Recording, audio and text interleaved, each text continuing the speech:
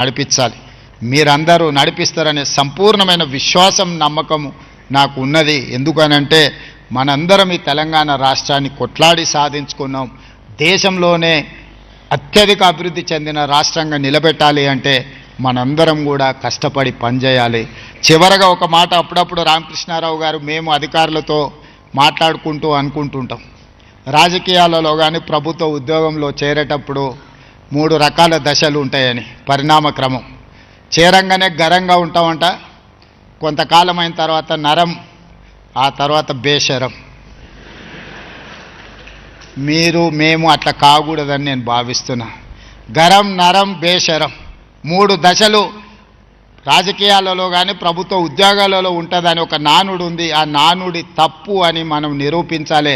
చేరుని రోజు ఏ ఘరం అయితే ఉందో రిటైర్మెంట్ రోజు కూడా అదే ఘరంతో అదే తల వంచకుండా తల నిలబెట్టి 30-35 సంవత్సరాలు ఈ రాష్ట్రం కోసం, ఈ తెలంగాణ ప్రజల కోసం నిక్కచ్చిగా నేను పనిచేసిన, నా దగ్గరకు వచ్చే పేదవాడు ఏదైనా సాయం అడిగి చేయిస్తే ఆ పేదవాడి మొహంలో నా తల్లో నా తండ్రో కనిపిస్తుంది. నా తల్లిదండ్రులు నా ఎదురుగా నిలబడి నన్ను సహాయం అడిగితే ఏ మనసుతో నేను పని చేస్తానో అదే మనసుతో పేదవాడికి నేను సేవ అందిస్తా అని ఒక లక్ష్యాన్ని మీరు పెట్టుకోవాలి.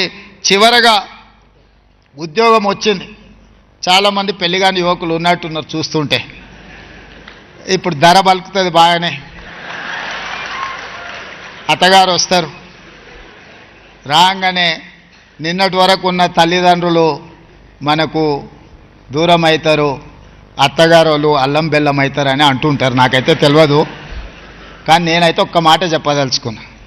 తల్లిదండ్రులను గౌరవంగా, తల్లిదండ్రులను మంచిగా చూసుకోనో ఎవరన్నా ఉంటే ఖచ్చితంగా వాళ్ళ జీతం 15% కోత విధించి మీ తల్లిదండ్రుల ఖాతాలలో వేస్తారు.